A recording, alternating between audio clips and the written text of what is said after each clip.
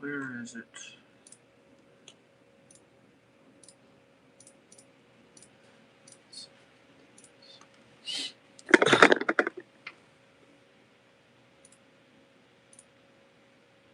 There we go.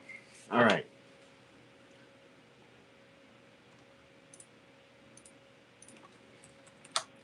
Make sure this is all working here.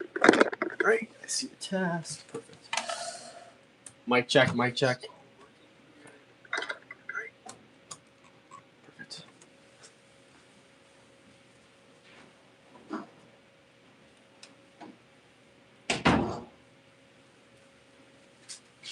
Hello, if you were just now tuning in, give me 1 second to blow up this announcement real quick and we'll get this stuff fired off.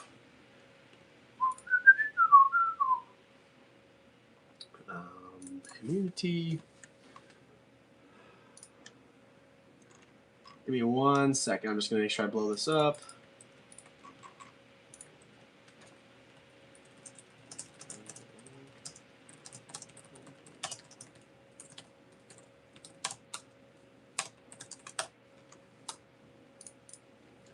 Perfect. Alrighty. Going to give this just a brief moment to get more people to funnel in here, and then we'll go ahead and fire this off. I might even grab some examples here for us to see.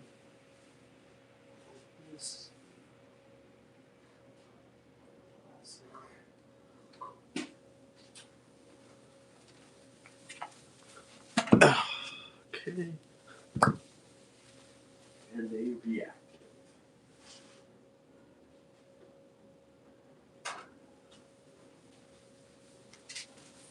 Alrighty, hello if you're just tuning in. Hello, hello. Give it just a couple more minutes here.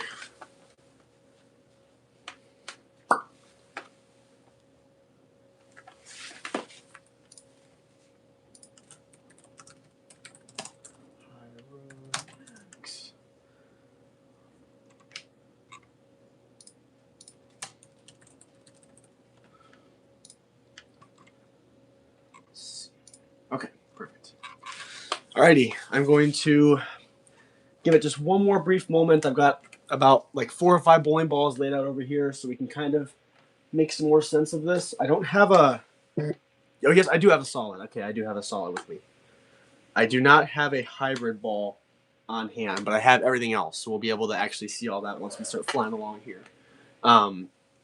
So, waving my hands, if you're watching this video back, this is where we will start to flare this stuff off, since we already have 5 viewers in here. So, welcome, everybody.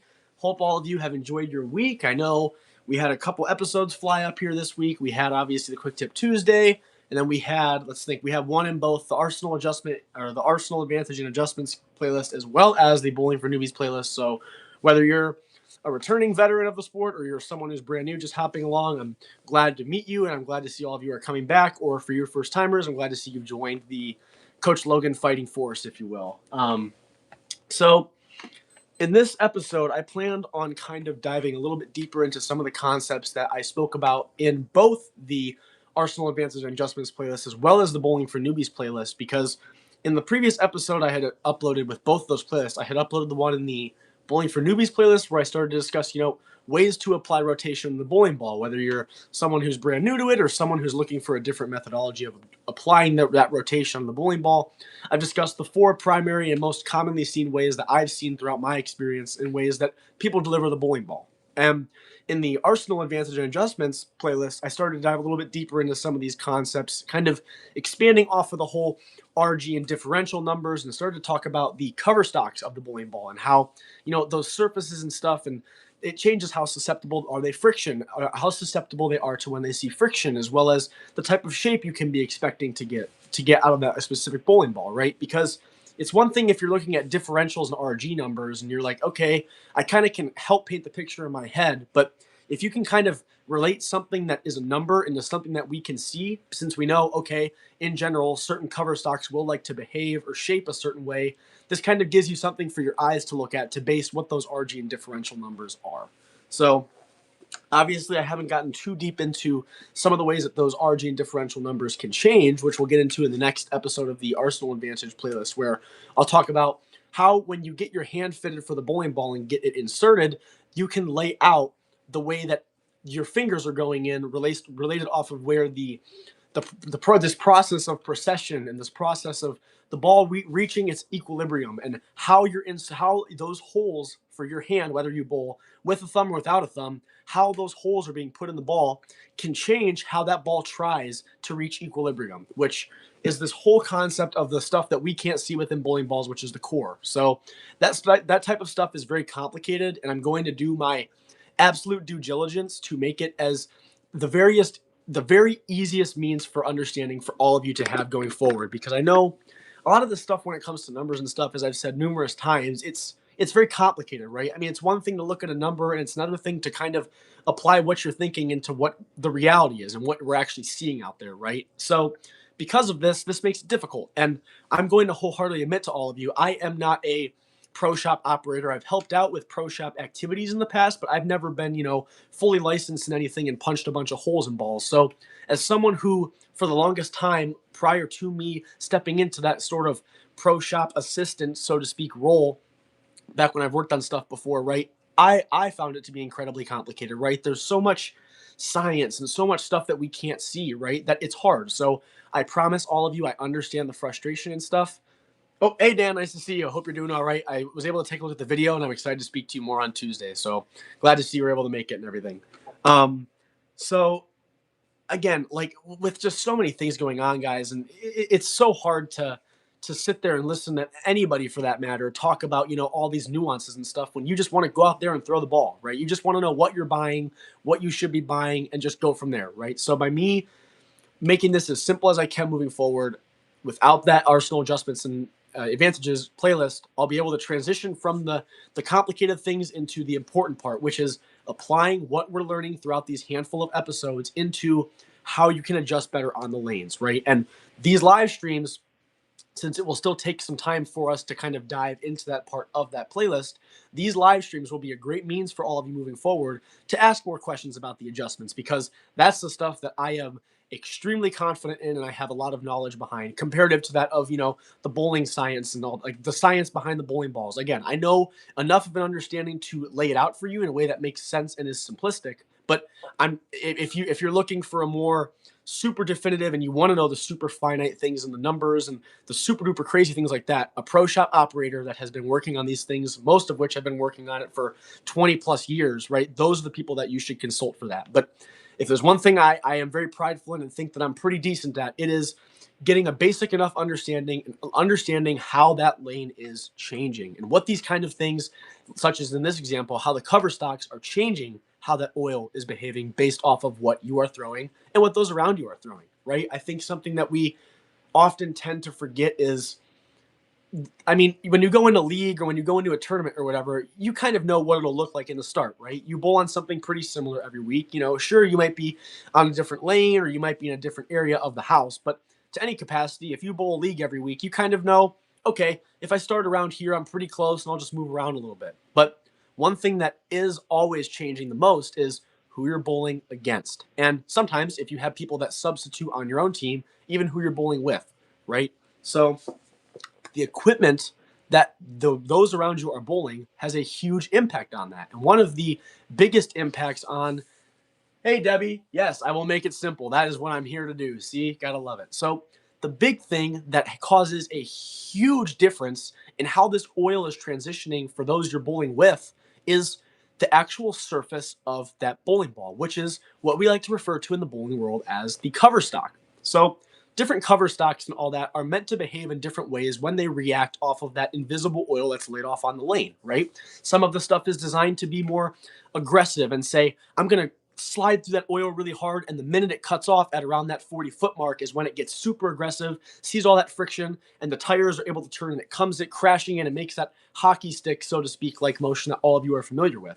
Versus some of the other stuff isn't meant to be like that. It might be something that's more control oriented, maybe something that isn't designed to be as aggressive and attack the pins as hard, but is a lot easier to control, right? It might be something that reads before the oil cutoff line, meaning instead of it having that super sharp back end reaction, it might have a slower, more more progressive reaction throughout the lane. And some of the bowling balls, which I actually am guilty of having one of these, I have my old one next to me here, but I probably will have to get a new one soon, is some bowling balls are meant to read literally not at all. They're designed to be so hard and so resistant to all friction that they basically say, heck with all that, I'm just going to go dead straight. A lot of people like to use those for spare shooting. So I'm going to kind of expand on some of those concepts here. But again, these live streams for all of you are going to be very critical, because this is the means up until we get into the nitty gritty of it later on in that Arsenal adjustments and Arsenal advanced and adjustment series. This is your time to ask questions about, what does this stuff mean for me when I am adjusting, right? I mean, I can sit here and try my best to tell some. I've seen quite a handful of you throw. I think I've had 7 or 8 people reach out to me for lessons and stuff. So if you have a familiar name and you have reached out to me and I've seen footage of it, I kind of know what I'm looking at. But again, all of us throw the ball different, but we'll be able to relate that into some of it more, which is why this video will be covering, this live stream will cover some of that, as well as the stuff in the Bowling for Newbies playlist. So to kind of help set the scene here, right? We know all these bowling balls have these different surfaces and they have different hardness, different whatevers, right? So when you're looking at a surface, to kind of give a baseline overview to make this as simple as possible, if you're looking at a surface and it is a shiny surface, right? Like you can see light refracting off of it, it's very shiny. Those bowling balls, most of the time, I'm just being super bare bones here, people. Most of the time, those are those aggressive bowling balls. Because they're shiny, they're not very gritty, and they have an easy time sliding through the oil easier. Meaning, when it cuts off, those balls are like, oh, there's friction, bang, and they take that all of a sudden, that seemingly sudden, even though we know it's not if you've been in the pathway of learning, that's when those bowling balls read and see most of the friction, because they know, well, hey, if there's some resistance, in our case, the oil, they're going to struggle. The wheels are going to be turning, but the car won't turn. But the minute that oil cuts off is when that shine sees all the friction and says, oh, gotta go, and it takes off. Versus if you have a more gritty or marbly kind of surface, right? The kind of stuff that isn't really, glossy. That usually tends to be the stuff that's most of the time going to read sooner and be a little bit, maybe not completely, but be more controlled focus, right? Given that we've talked about in the pathway of learning these deflection characteristics, if we have a bowling ball that's designed to read later, that means the angle of entry for that bowling ball will be steeper. Because that angle of entry is steeper, it will tend to hit the pins a lot harder, right? Versus if we have a more controlled ball and it reads sooner, that means instead of it coming from this far to the side, it may now only be coming in from this far to the side. So that's why if you ever thrown a urethane or something that reads super quickly, you tend to leave those pins in the corner a lot, because the ball tends to have an easier time over deflecting more often, right? If we hook a bowling ball so soon that we're practically throwing it straight when it makes impact with the pins, then the carry will not and will never be great. But then again, if you're bowling on a condition where the oil is so beat up and the reactive stuff is having such a difficult time seeing a consistent motion, then is when doing something like throwing a more control-oriented ball will be more beneficial for you, right? It's one thing if you're throwing a control ball because you're too scared to throw an aggressive ball, but it's another thing if you're throwing an aggressive ball and it's leaving you splits and ugly stuff that you can't even fire at to pick up a spare, right? I don't know about all of you, but if I'm giving you my 2 cents, if I was bowling on a condition and I had a choice of either throwing a reactive bowling ball and having maybe a 40% strike percentage, but maybe also a 20% split percentage, I would personally rather swap to something controlled that has a less strike percentage, but tends to leave me easy stuff to shoot at for a spare, right? If we shoot 9 spare for a whole game, that's a 190. That's not that bad, really, when you really think about it that way. Obviously, how good of a spare shooter you are makes a big difference for that. But to any capacity, you have to make it easy for yourself moving forward, right? And with every ball we throw, that oil is changing, and it never will stay the same.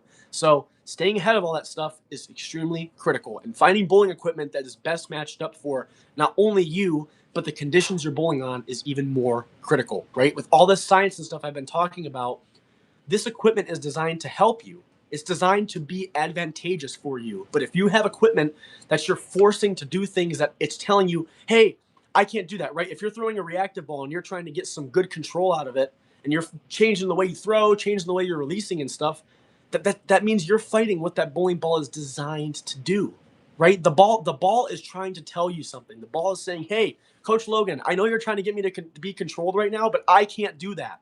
Don't throw me anymore. It's trying to tell you. Your equipment tells the story of what the invisible playing field is.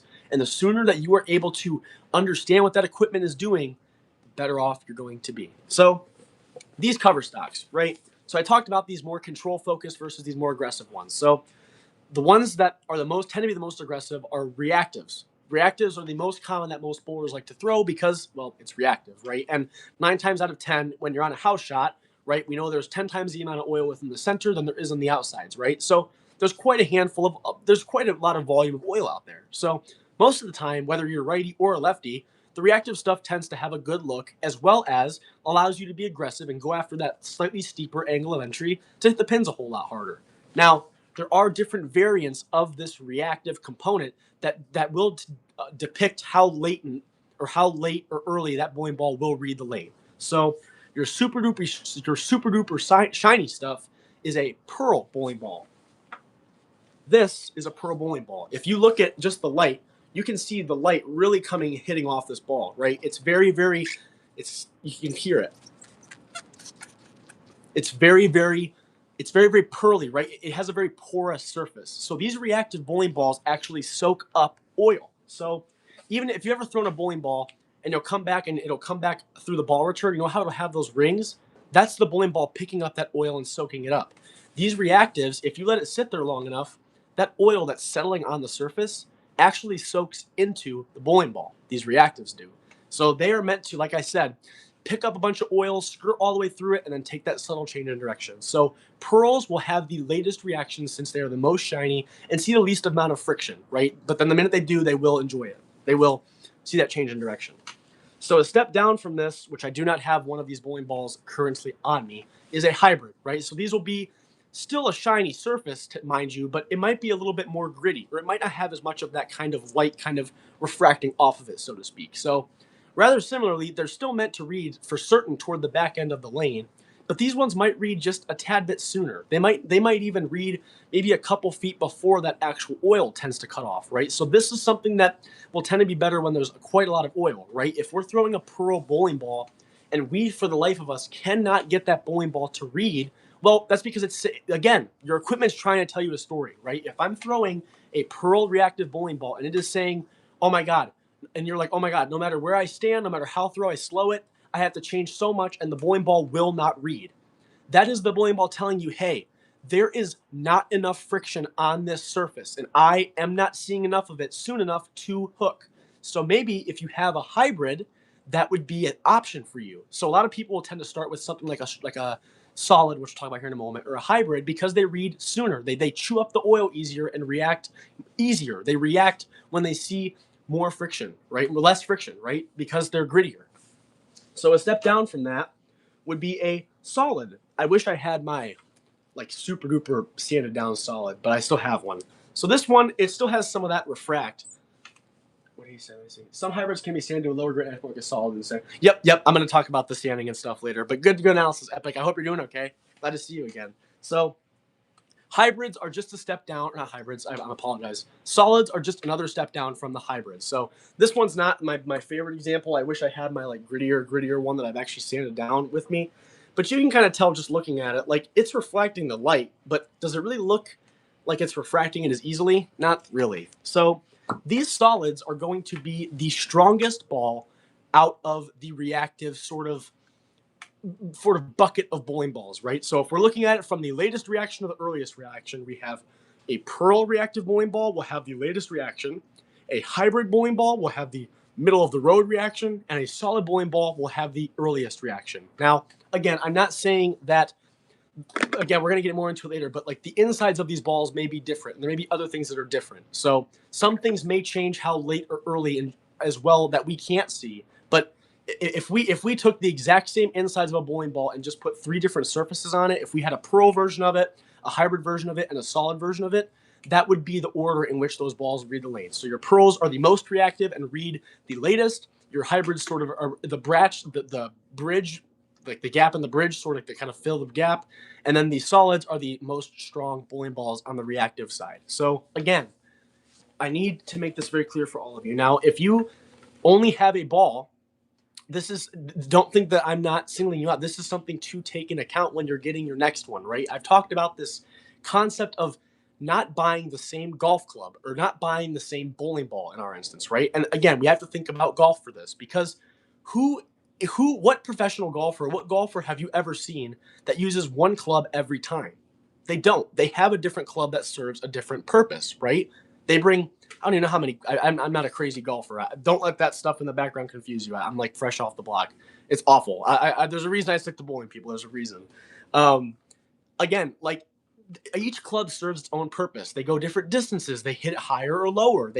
There's different things that are meant for different things, right? So if you come to league or something, or you keep buying bowling balls and are kind of starting to fall victim to the marketing stuff, which I won't diss on much here, but again, like you have to take the marketing stuff with a grain of salt and look at these differential numbers, these RG numbers, and what the cover stocks are, because again, they tell you what the golf club is. They tell you what does this bowling ball designed to do, right? And if you keep buying bowling balls and they are serving the same purpose, right? That would be like a professional golfer only buying a driver and only ever using a driver. And again, they don't ever do that, and there's a reason for that. So if you have multiple balls that you bring with you to leagues, bring different golf clubs, bring different purpose servers. Each and every single ball is like a role player on a basketball team, right? The big man is meant to get the rebounds most of the time, right? And they're not meant to be the ones that are shooting. I mean, I guess in today's game they do. But to any capacity, each and every single spot in the bag should serve a different purpose for what's laid out in front of you, right? So if you have multiple bowling balls, diversify what you're bringing with you. And if you don't have a lot of bowling balls, don't buy the same ball. Take the marketing with a grain of salt, look at the numbers, conduct an analysis, and make an educated purchase. Rob, what's the difference between the RG diff and int diff? So int diff is kind of complicated. So the int diff is what comes from off of how you lay out the bowling ball. So whether you go pin up, pin down, pin sideways, pin backwards, whatever different terms they have for that, it'll change how much you're differentiating what it came out of the box. So these RG and differential numbers I've spoke about that tell you the story of how late or early it rolls, as well as overall hook potential, right? If I put let's say this is my ball that I'm drilling, and I put my fingers here where they are now, and then I get the same ball and I put my fingers, instead of like how they are here, they go here in a different way. So these two fingers are here and my thumb's here. Because it's laid out differently, the differentials can be changed based off of how that bowling ball is coming off, which, Rob, I promise you in the next episode where I talk about this concept of the bowling ball reaching equilibrium, this will make so much more sense. But the RG numbers, to kind of recap, because that's actually a great question, Rob, since I want to make sure we're all on the same page. The RG numbers is the latency, and the differential numbers is the hook potential. So they kind of push and pull there, right? So let me get my sticky note because I want to make sure I tell this correctly. So RG, the latency in which the bowling ball reads. How is that ball designed to read? Which you'll tend to find usually is the most correspondent with the cover stock that the ball comes with, which we still have to get into the other two ones, which I'll get into here in a minute. So if you're looking kind of some numbers to base it off of, I'll make sure I go slow so all of you are aware with this. I have them written down. I made sure I was smart with this. So if the number for the RG is below 2.5, that is a strong bowling ball, meaning it will read soon. So the lower the number is, the sooner that bowling ball will want to read. If it's between 2.51 and 2.53, that's kind of like your middle of the road. Those are like, think of like your hybrids, right? Think of something like that. And if it's anything above a 2.53, that's your pearl stuff. That's the stuff that reads later. Sometimes the instant on this. Yeah, sometimes it is. I don't know why they. Let me make sure I'm telling this correctly. Measurement in case ball. It's because some of them with the cores, it's a lot with the inside, right? Some of these cores aren't symmetrical, and because they're not symmetrical, it can have some weight already offset to one side. I actually have an asymmetrical ball, not with me. I need to grab that ball. But like even when it's resting in my hand, more of the weight is put on this side of the ball, so that means like because it's asymmetric, it has some force vector going one way or the other. So that's where that extra int diff, so to speak, kind of catches. But it depends on how asymmetric the ball is, right? If a bunch of weight is on this side, not a lot's on this side, that's a highly asymmetric ball, and that number will be higher. Versus if it's still pretty tight concentrated, but this side is just a little bit heavier, they won't make much of a difference. Usually, the more offset it is, the later it'll tend to make it read. But yeah, anything above a 2.53 is your weak bowling balls, the balls that are designed to read the lanes extremely, extremely late. So the differentials is just off of, to make things very simple here, guys, what is the overall potential that ball has to hook? So if you see anything from a 0 to a 0.03, that's a low hook potential bowling ball, right? So usually like your plastics and your urethanes, which we'll talk about here in a moment. If it's from that 0.31 to a 0.045, higher diff means it goes correct. Yes, correct. If it's a 0.031 to a 0.045, that's your middle of the road, bridge the gap kind of hook potential, right? Versus your 0.46 to 0.060 is a high. That's high hook potential bowling ball. And this hook potential is off this concept of flaring, which is I'll go into a lot deeper again in the next episode of that Arsenal Advantage and Adjustments playlist. But the flare is this concept of every time the ball is spinning, is it rolling over the same spot it already rolled over before, right? If we know that every time a ball goes down the lane, it's picking up oil. If a ball is always rolling on this plane, it's soaking up oil and is rolling over the same oil it already rolled over before, right? So that means that bowling ball will read. It's going to keep on getting. It's always going to see resistance from oil because it's always rolling over its own junk, right? Versus the high flare bowling balls, which are ones where this process of it reaching equilibrium is causing it to roll over a different spot of itself every time it spins.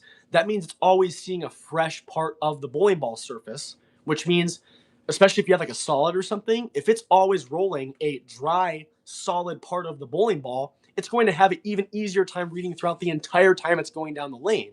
Versus if you have a ball that's rolling over itself and just tracking more and more oil on a line this thin, it's going to see resistance from oil even after the oil is cut off because it's continuing to roll over a spot it's already rolled over before. So that's that concept of flare, which feeds into the diff, right? So your high flare bowling balls are going to have that higher differential number. Yeah, that higher differential number since they're rolling over a different spot of themselves every time. But if it's a ball that keeps hitting a same spot it already hit over before, that's a low differential bowling ball because, again, it's just gliding through its own junk that it already glid through earlier as it was going down the lane surface. So good question, Rob. Yeah, the asymmetric stuff, I would say for you it would be similar to most of your reactive stuff because, again, that's just like that makes a strong design bowling ball a little bit weaker in its ball motion. So an asymmetric, I would say, isn't a bad call, but I think it might be. It would be like buying like a very similar golf club. It may be like 2-number difference, but it would be a similar one. You know what I mean? We'll have to talk more. You can shoot me an email. I also got a business number set up, so I'll shoot it over to you. So those are the reactive bowling balls. So into the more kind of less commonly used ones, but I always say less commonly, but I feel like they're very commonly used in like tournaments and stuff. So I have it with me. I know all of you who know what bowling ball I'm about to grab. You're about to see it. This is a urethane bowling ball. So urethane bowling balls fall in their own category because these bowling balls are not designed to read off of, well, every ball is meant to read off friction, right? That's just the concept of like how science is. But these balls aren't meant to have a reactive motion and say, I'm going to wait until I see friction till this late or this early, whatever, and then I'm going to see a change in direction. These bowling balls are designed to basically almost immediately try its best to see friction and try to hook. But it's not a reactive motion in that it waits and goes. It immediately starts to see that change in direction, but it's extremely slow and extremely methodical because the surface is so hard and it lays on that lane surface so much, and it does not flare a lot, by the way. It rolls over a same spot. So it's always seeing resistance from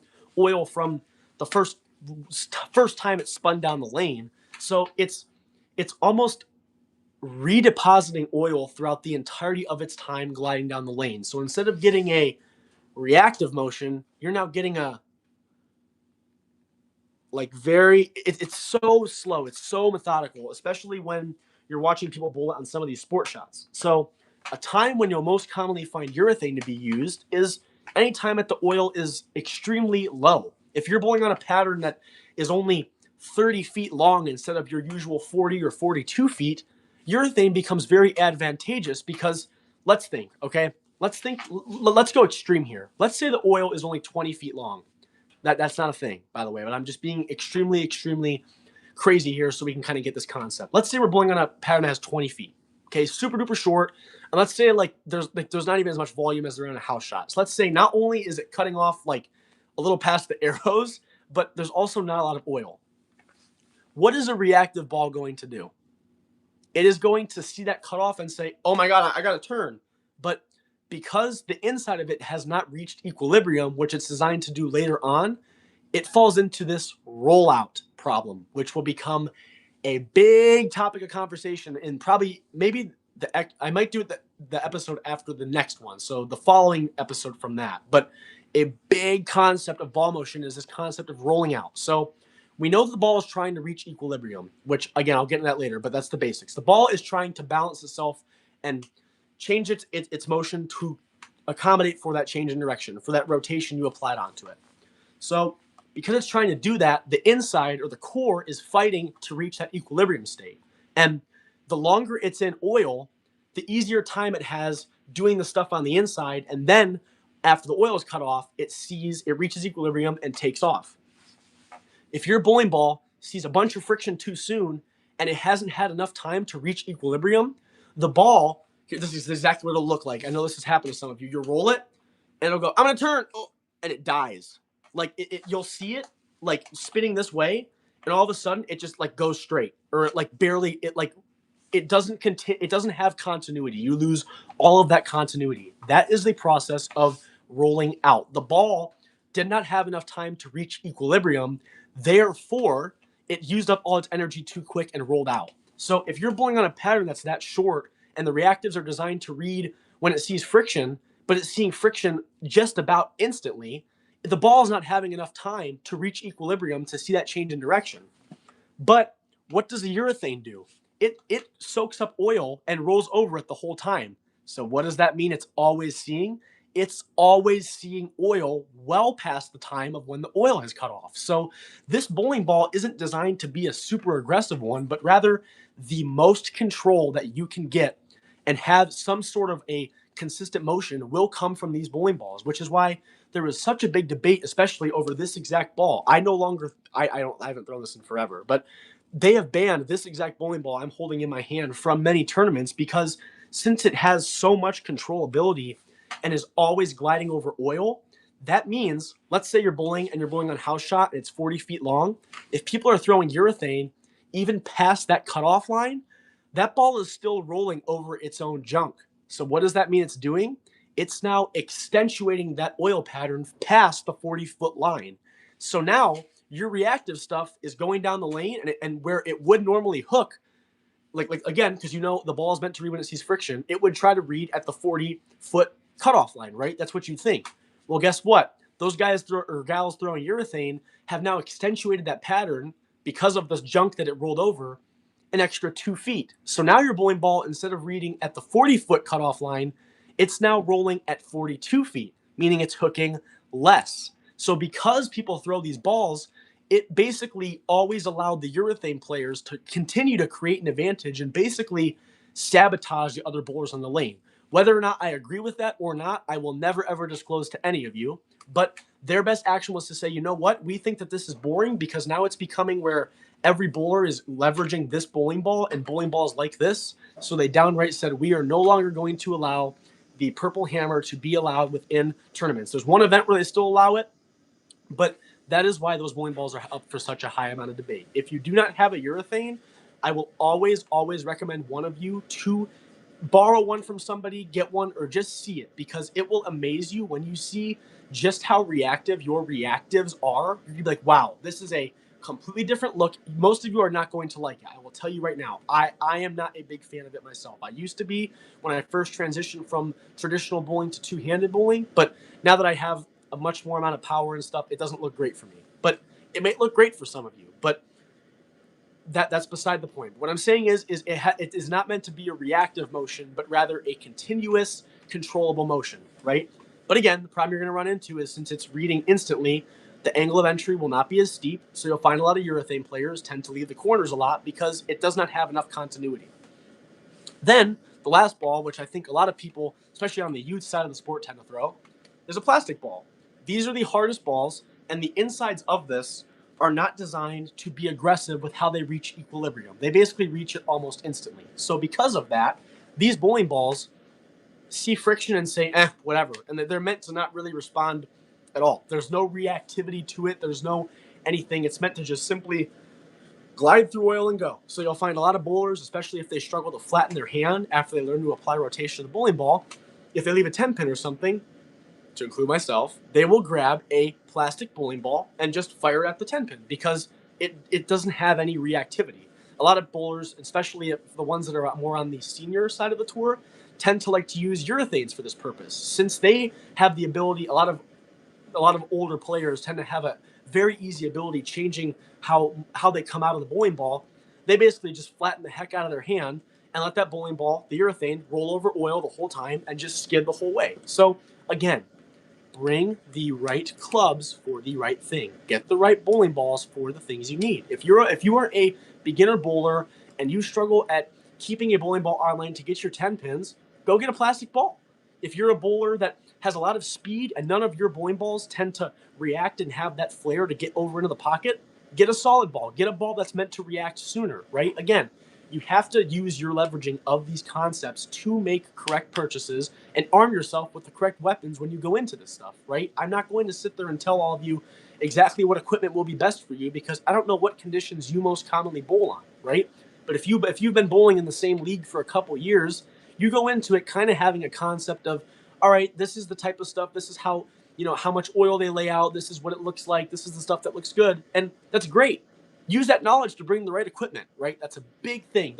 Again, I say it so often because I have seen it probably tens of thousands of times where I have seen some of the most phenomenal bowlers, and I'm talking like bowlers that easily could have been professionals, easily could have bowled well better than I ever have in my life, but especially with the way they throw some of these people. But if you just don't arm yourself with equipment that's catered to what's out there and how you throw, you're just fighting against what it's trying to do.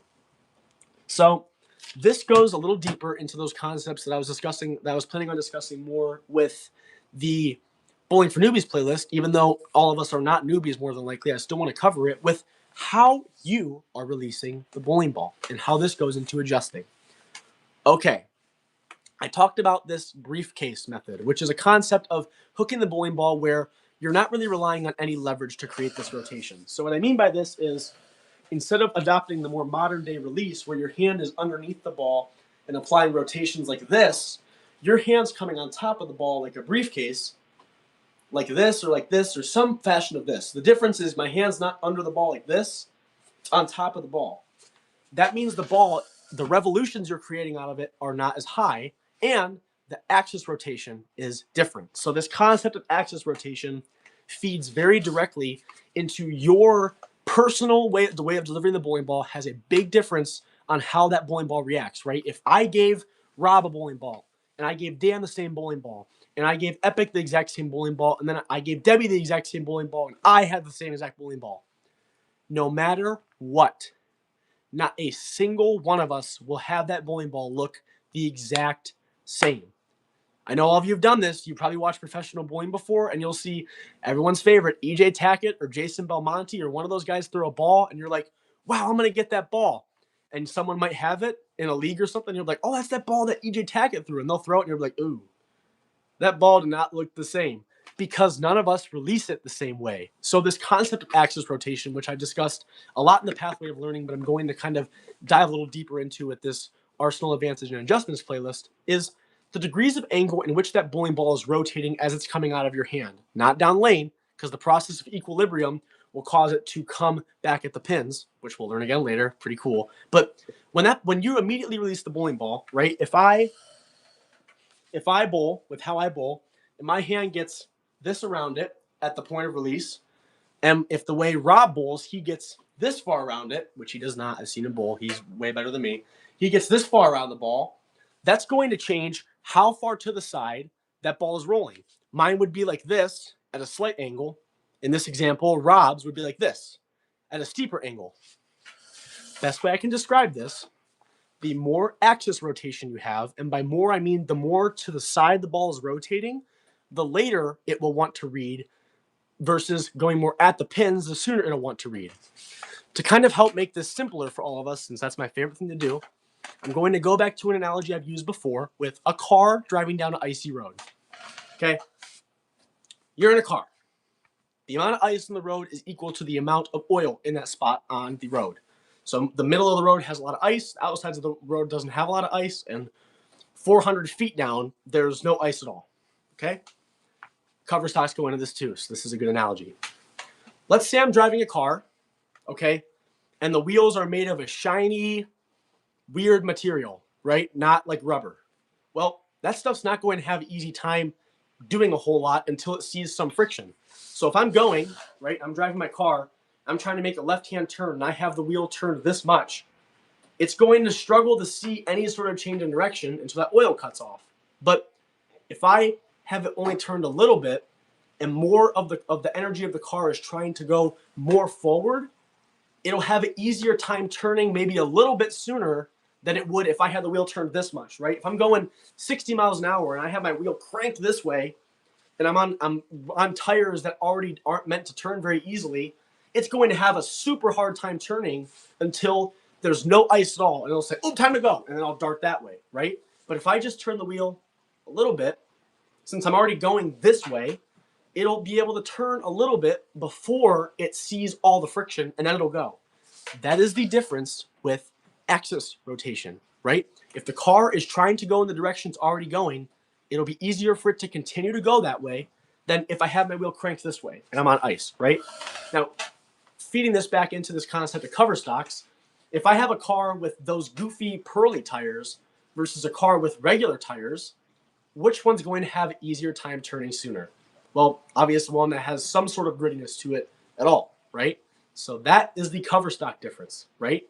So again, same concept though. If I have my wheel turned this much, even if I'm on rubber tires, it's still going to have a harder time turning as soon as when I only have turned a little bit, right? Now, let's say I have a car and it has chains on its tires. That would be, in theory, the easiest to control, right? Which would be a urethane bowling ball. But since it's so easy to turn, I'm able to turn so easily that I end up just going straight by the end of things. That's a chain exact one. And then for a plastic one, that's just the car is just floating. The car just, it's in the air. I mean, it isn't able to do a whole lot because if the car's in the air, it can't do anything. That is a plastic ball, right? So this analogy, although as dumb as it may sound, I think has been the most beneficial to all of my students I have coached that have had some confusions on this because, again, we're trying to paint something that is literally invisible into something that we can imagine at all, right? And this is, I think, the best means of doing it, right? Just think of the car and think of how are you throwing that makes your car look different than my car? How far am I turning my wheel versus how far is Dan turning his wheel? How fast is my car driving versus how fast Rob's car is driving? What tires does my car have versus the tires that Debbie's car have, right? How fast are the tires in the front spinning versus how fast are Epic's tires in the front spinning, your revolutions, right? That kind of stuff makes a big difference. And this will help paint any confusion that all of you are having when it comes to this stuff, right? So again, getting deeper into this concept of how you're releasing the bowling ball, right? If you have someone that has a lot of revolutions and someone that doesn't, the one that isn't turning as fast will have an easier time seeing the change in direction sooner, but it won't go as much, right? If the front wheels of my car are only spinning this much, since they're not spinning and building up a bunch of, if it's on ice, guys, this tire can't get any grip on the ground, but the tire going this fast can grab onto the ground a little bit easier, right? But because it's only going this fast, I'm not going very far this way. But a tire that's spinning this fast, going through ice, then gets past the cutoff of the ice. Guess what these tires now can do? Vroom! So revolutions does not mean the bowling ball hooks more. It just means the bowling ball hooks later and more aggressively. So again, if I'm relating how I bowl to someone else, and my ball is spinning this fast, and someone else is only going this fast, Is our shape, if we threw the same ball, is it going to look the same? No, it's a different shape, right? So think of how you throw. Think of the things that you do, and think of your car. Think of your car. And when you see a bowling ball that someone else is throwing, and you're like, I like that shape, think, what does their car look like? What does my car look like? What does the road that their car is going down look like?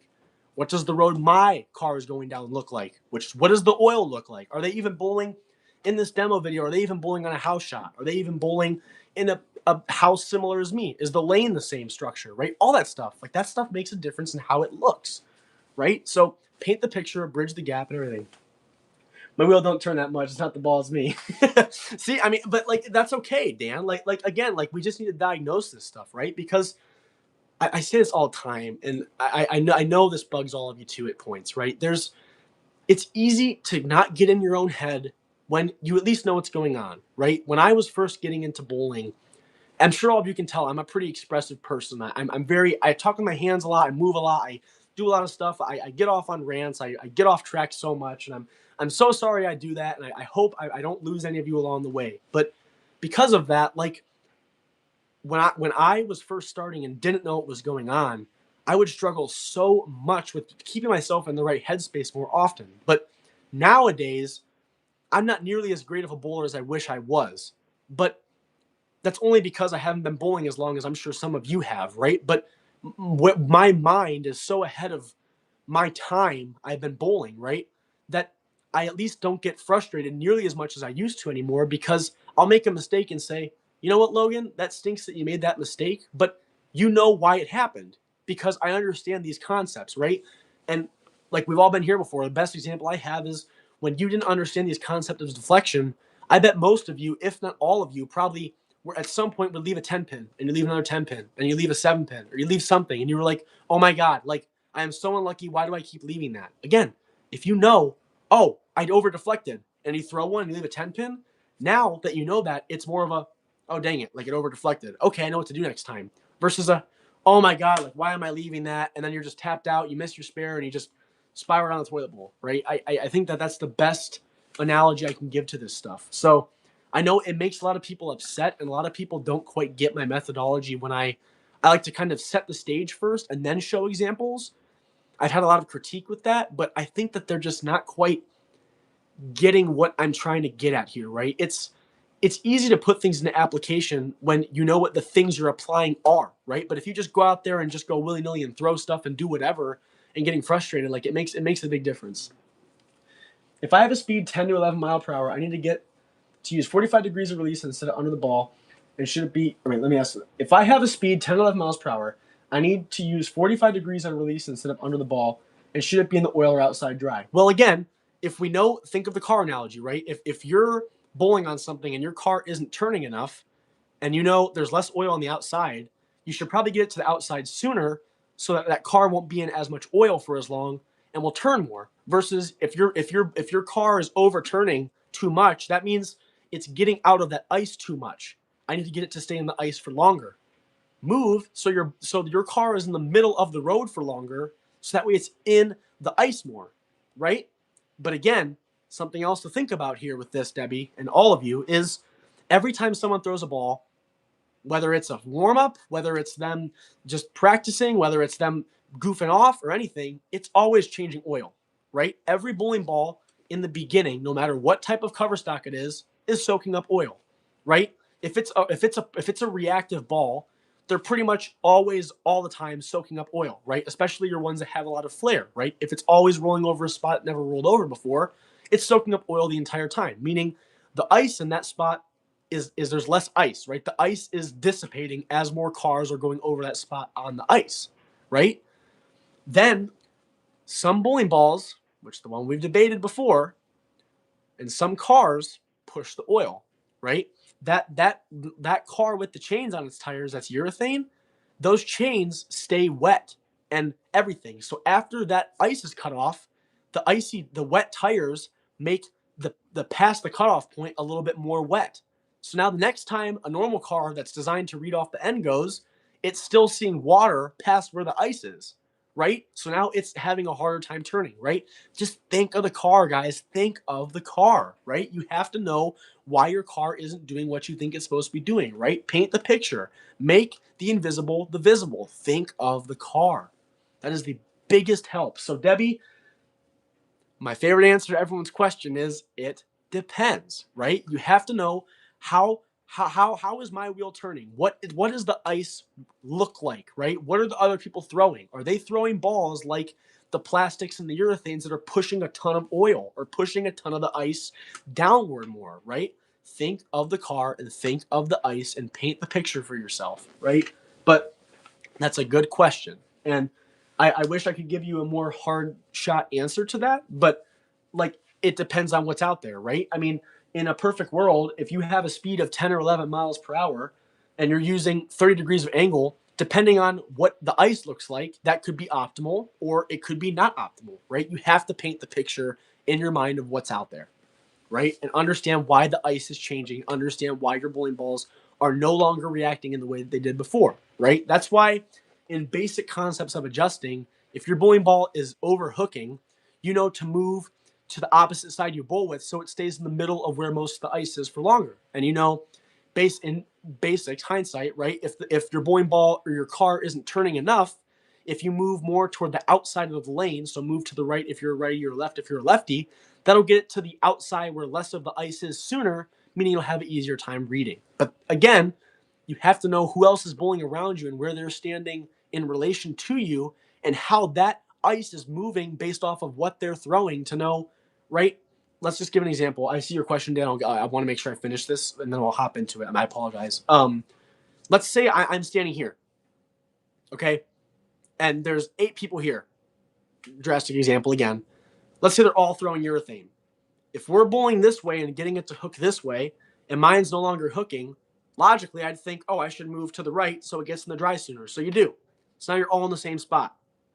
Guess what? If you throw in the same spot all those urethane people did, that pattern in that spot or that ice is now however many feet longer. So now a textbook adjustment that you think would make your ball read more is actually making it read less and making it look worse. So again, look where other people are standing. Don't focus on it, but be cognizant of it, right? So, all right, Dan, let's get to this. Any tips on tracking the ball through the pins? I see the pins fly and have no clue where the ball goes. Hard to make adjustments. This is a good question.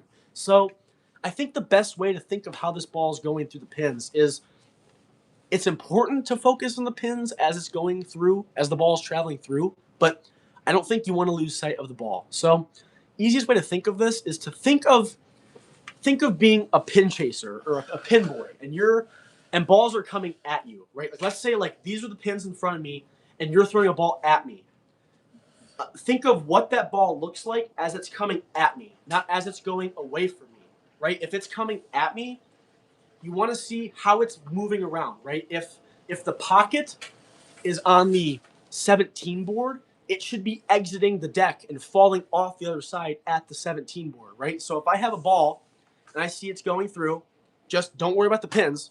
If you just watch the ball, in a perfect world, if you could just watch the ball, you would likely know what pins you left. If you see a ball and you see it go, it hits the pocket in the right spot, but it goes, and it gets banged up this way, okay, over deflection. Probably left a corner pin or probably left me a bucket or something. Now let's say it's the same philosophy. Let's say it's going here and it goes a little this way. Under deflection. It had too much continuity and carried through it too much. Let's say I'm watching it and it goes, and it falls off the deck in the same spot it entered. That means it carried through perfectly straight. It might get a little beat up. You want it to get a little bit beat up. You want to have deflection, but it should be exiting the pin deck off in the same spot in which it hit the pins at, right? To have a optimal strike, right? Because again, we could be striking, but if we're striking and our ball is doing this every time, it's under deflecting, we know, okay, I probably have a 9-pin or something coming up ahead of me here if I keep doing what I'm doing because it has too much continuity, right? And again, if we know too much continuity means it's entering too steep and it's hitting too close to the head pin and it's entering in too steep, think of the car. How do I make my car not wait as long to see the change in direction and read sooner, right? Think of maybe I could change how fast my tires are spinning, right? If we know, even though if I don't spin my tires as quickly, it might not move as much, but it'll still move earlier. Maybe you could lower your rev rate. Or if you're having the opposite problem, if your ball keeps over deflecting, right? It's bouncing too far this way and it's not having that good continuity, right? You know, okay, I have to get it to be tighter on that head pin if I want to play the angle I'm looking at, so I should get it to read a little sooner. Okay, what's the way I can get it to read sooner? Or what's the way I could make it read a little bit later or whatever, right? You have to just kind of play it by ear, but just think back to the car. But the best way to track the ball through the pins is think of the ball coming at you. And don't worry about watching each of the pins, right? The ball will tell the story. The ball will tell the story as to what pins you left. If in a perfect world, if you could just like take a video and just crop the ball out and show it, I could probably guess with about, I'd say probably 85% accuracy what you left. Yep. I mean, once you get it, you'll get it. For God's sakes, I'm dead serious, Dan. Like at one point when I was bowling at the one center, I could look away and people could throw a shot and I could guess how many pins they got and what they left. Like there is no luck. Once you understand that, right? It's ridiculous. So just train your eyes to just see where it is. Yeah, it's a concentration thing for me. Hard to stay with it. Yes, I totally understand that. Yes, and that's a big problem. But the best way to concentrate of it is, again, just see, especially if you have like a colorful ball, that makes it even easier to track it. But a good starting point is to think, what does that ball look like as it's coming at me? How is it going through those pins? How is it getting beat around? And what pins is it hitting into what pin, right? And again, the ball tells the story. You don't have to see every pin fall. Let the ball tell the story. I think that that's applicable to not only deflection characteristics, but all these characteristics, right, that I'm talking about with bowling ball technology, right? Let the bowling ball paint the picture. Let the bowling ball tell you what the ice looks like, and let the bowling ball tell you what your car looks like on that ice, right? Again, I'm going to keep saying it probably 100,000 more times because I just think it's that important, but don't fight what your equipment is trying to do. Let your equipment do what it wants to do. Yes, of course, Dan, I'm glad I was able to help, but let your equipment do what it wants to do, right? Let it tell you what it wants, because if it's not working, it will tell you, Dan, this is not working. Please do something. Please, I don't have the right club in my hand at this point, right? The ball will tell you. I wish we had a ball that could cry for help and say, stop throwing me. I'm not the right ball that's out there. That'd be pretty nice to have. But unfortunately, the technology hasn't gotten to be that far along. So again, and I said I wasn't going to talk about this, but we're getting close toward the end here, and I want to talk about it again. Yes, trust the ball. Every company, I mean this in the nicest way, every company is designed to make some money. Every company has to make a buck, right? They're going to make every piece of equipment, no matter how entry level, how expensive, how cheap, how high quality, how whatever.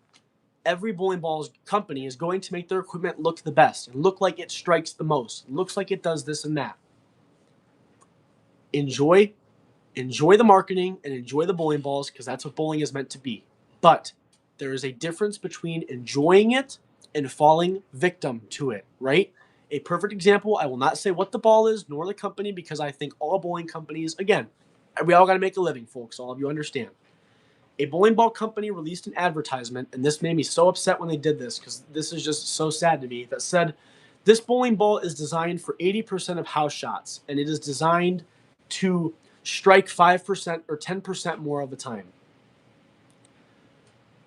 That is not a thing, okay? Nobody throws the ball the same way.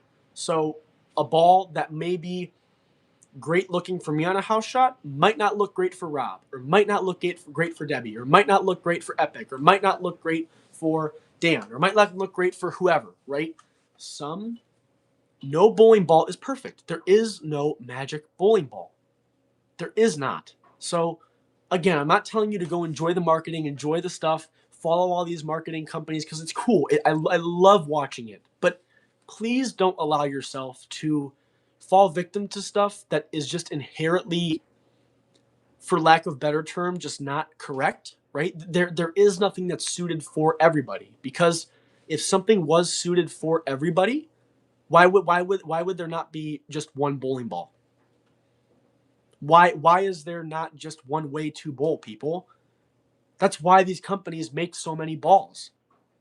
And there's a reason for that. They make all these balls because nobody throws the same way.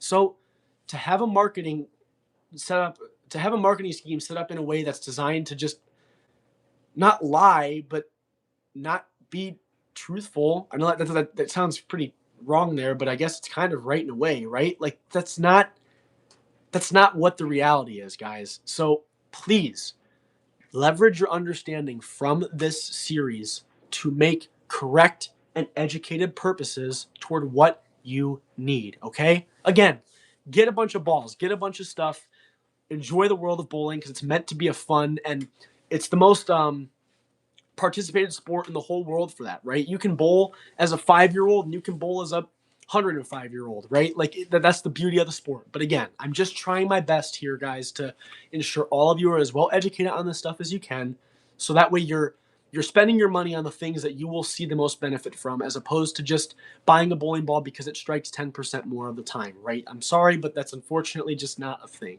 right? Find a bowling ball that's fit for you. Understand the conditions you're bowling on and how the way you deliver the bowling ball, based off of whether you're a briefcase bowler, a two-finger, one-hand, no-thumb bowler, whether you're a traditional bowler, if you're a two-hander, all that stuff. Understand how the way you release the bowling ball changes how your car looks, and buy the right tires for that car. Buy the right equipment for that car. Buy the right safety stuff for that car. So if you have a wrist issue, the car doesn't look different every time you throw it, right? Buy a piece of equipment that locks your wrist in place. No one will give you crap for that, right? Buy the stuff that you need to have the best car going down that ice as possible. And know what the ice looks like. Paint the picture of that ice, guys. That's the big bottom line here. So I know we're past time. I will give it like 5 more minutes if any of you have any last minute questions about all this, because I know, again, we're starting to transition into this adjustment stuff, and I know it can be kind of overwhelming at times, but just want to have any last minute questions roll through so we can get through it. And I have a lot of bowling balls. I wish I had that Eternity Pie, because that one's asymmetrical, Rob, if you're still in here, and it's a solid asymmetrical. And I will say it's probably the weakest solid I've got. Like that asymmetry in it makes it read pretty darn late. I mean, it's not like a crazy sharp motion, but it's definitely not like a, slow kind of bendy. Oh, it's like, oh, and it's pretty aggressive. So I will say it's pretty neat, especially since it does read a little sooner than like your Pearl stuff will. So I very well could be wrong in my analysis earlier, saying that wouldn't be the best fit for you, but I'm just trying to make sure that you know what it kind of looks like. I have some footage of me throwing it. If you'd like me to send that to you, Rob, I certainly can. That is, if you're still here, whatever you'd like, and I'll toss you my business number as well. This is so fun. I'm a sponge. Thanks. Of course, Debbie. I'm glad you're enjoying it. I'm glad you're able to come around for this one too. It was nice having you in the last one. Nice discussion. Thanks for your insights. Yes, thank you. Thank you, Dan. Again, I will make sure to review that footage even more. And I saw your Teams invite or your Google invite come through, so I'll be sure to go through it on that and everything.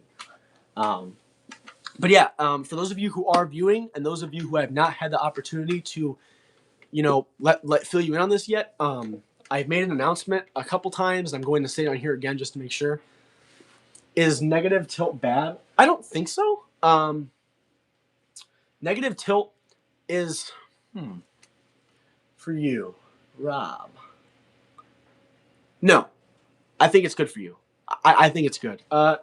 It's because I mean, tilt is how to the way it is this way, right? Well, I guess for us, if you're rolling a ball this way, right, your tilt would be positive. Tilt would be this way. You're saying yours is this way.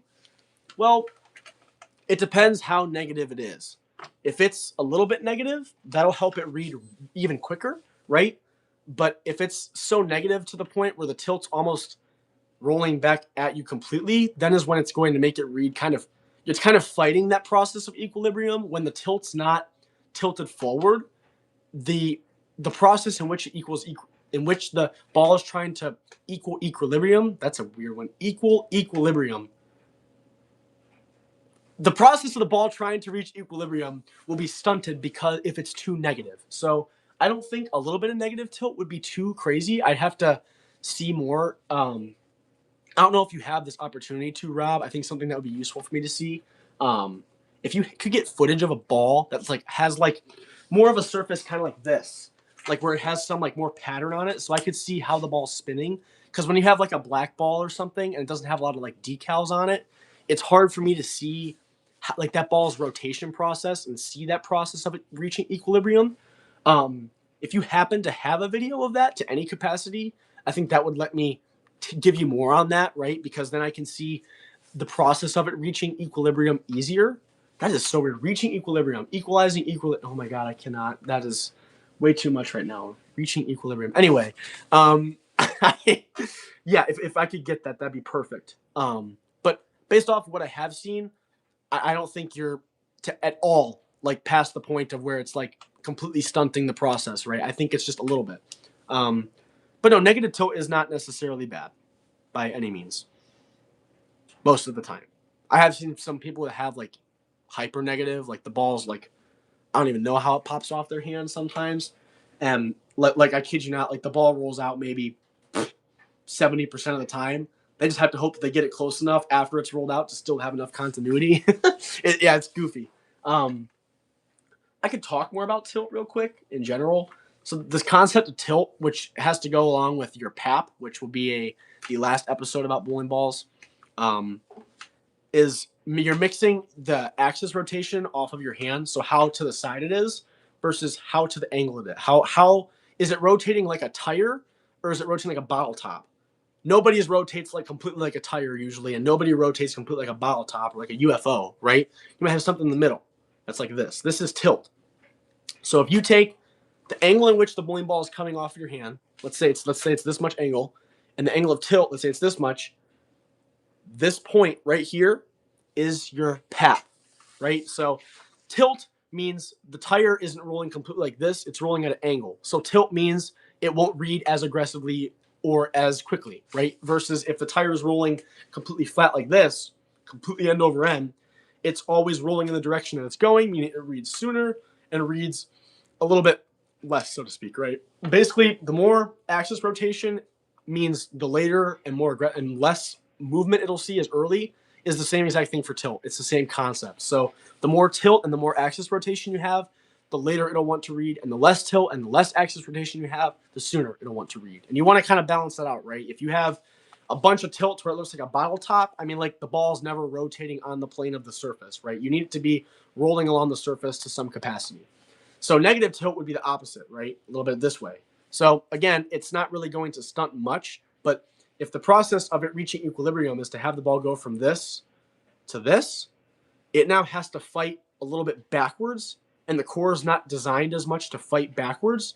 So it'll definitely be it'll help the ball reach equilibrium later on down the lane, which for you could be a great thing. But if it's like so negative where it's almost bottle topping the other way, then the way the ball's drilled, it's like trying to rotate back this way, and that's just not at all optimal. But yeah, Rob, I don't think that you are past that point at all. I don't think anybody I've seen, for that matter, or for those of you that have sent me footage in here, or like that for that matter. But oh my gosh, I fell off track again. Gosh, I keep falling off track. Last thing, if you have not had an opportunity to check out the Coach Logan website that I made courtesy of Google, I updated it. I had a couple typos, so I fixed it. I had extended the free lessons plan till we reach 350 subscribers. So for any of you who are confident and would like to get some more insight on your things, Dan was the first guinea pig, so thank you, Dan, for being the guinea pig. I actually got a business phone number set up, also through Google. Google's pretty cool. I never even use half this stuff. So it's like you can like reach out to the number. Obviously, you go onto my website and there'll be a form that says, hey, like, do you want just an email or phone call discussion? Do you want me to review a video of you? Are you comfortable with just a texting conversation? Because that business phone number can text, by the way. Also tested by Dan. Thank you so much. I have access to all that. So if you just fill out that form, it'll shoot it straight to me. Guys, nobody on this world is paid enough. I'm not going to blow you up. I'm not going to bother you. Those people who have gone through before know I am not going to do that, right? I'll shoot you an email or a text based off of whatever communication method you give to me. And I will, there's Dan. And then I will shoot you a message saying, hey, it's Coach Logan. I saw your thing. Maybe we could have a preliminary call, or you could give me some more insight. And then what you want to do from there. And then from there, like I said, it's free. It's completely free. I will do whatever we have up until we're at 350 subscribers, which we're already at 288. Wow, we're almost at 300. Holy crap. That's crazy. Wow. So take advantage of that, because, again, these videos I think are very useful, but there's nothing that's more useful than us having a one-on-one not even necessarily face-to-face, but just speaking or going back and forth, right? That's the best way you can reap out all the benefits from this stuff, especially if it's free, right? That's the least I could do for all of you. So I believe that's all I got. For those of you that are tuning in late, or those of you that weren't able to see the whole thing, I don't know why it took so long last time to render, but it will try its best to render, and it'll fire up the actual like full uploaded content. I'll make sure it's under the lives playlist tab, so you can go back and watch whatever part you'd like. YouTube also has this new feature I kind of wanted to point out. It's called the Ask feature. It's like an AI thing. So this is cool. I was messing around with this the other day. I'm still kind of new to YouTube as well. So what you can do is you can go in there and you can ask it, like, let's say that you're watching back one of the live streams and you don't want to watch the whole hour, which I can understand. You can have it summarize the video, and it'll take the hour-long video and it will cut up things I've said, and then it'll even allow you to expand on it. Like maybe you'll ask it and I'll tell you something about like axis tilt, and maybe you don't quite understand it. Maybe you can say, can you tell me more about what Coach Logan said on axis tilt? And it will then tell you with timestamps that you can touch and click on, that'll just ping you to that exact spot in the video saying, in this spot, Coach Logan spoke about this, and he said this, this, that, and this. And then in this part of the video, he also re-spoke about it and said this, that, this, and that. That is cool. That is useful for these lives. I've never seen that. I was messing around with it literally this morning. I was like, oh my God, you can ask it to skip to a spot, and it'll timestamp it for you and everything. So if you want to go back and reference any of these, especially in the live streams, I think that that's an extremely useful tool. And it works on not only my videos, but all videos. So if you're even on, some other YouTube channel and you want just a quick summation of a video, that's a feature that YouTube added somewhat recently to my knowledge. So that's pretty neat. So that's just something else to think about. But yeah, if any of you have any questions, leave comments, reach out to me. All of you know ways to do so. Those of you who have reached out to me already, I will get back to you as soon as I can. And I'll make sure to give all of you that business number that you can text or anything at your disposal. I'd like to thank all of you again for your time. I hope all of you had a great week and are able to come out, go into leagues this week and kick some butt and go into your tournaments and everything that all you guys are into. And again, yeah, just reach out with any questions you have. I feel like I say it gets sentimental every video, but like, again, like this is, I never even thought I'd be above 100 subscribers, let alone where we're at now. So like, this is really a dream come true, and it makes me really, really happy knowing that all of you are at least seeing enough benefit and are continuing to come back. And that means a lot. And I really, really hope I'm helping out all of you and I'm providing the best amount of resources I can. If you ever have a suggestion for me, like I said, I've been told a whole lot of good things and a whole lot of bad things, and I have real thick skin when it comes to it, right? Be truthful, be honest, tell me you don't understand something, because I want to make sure all of you are having the absolute best experience all of you can have. So again, any questions, anything, reach out, send it to your friends and everything. I'd love to help them out as well, especially while we have this free deal going on, right? So hope all of you enjoy your week. Reach out if you need anything, and I will talk to all of you in the next episode.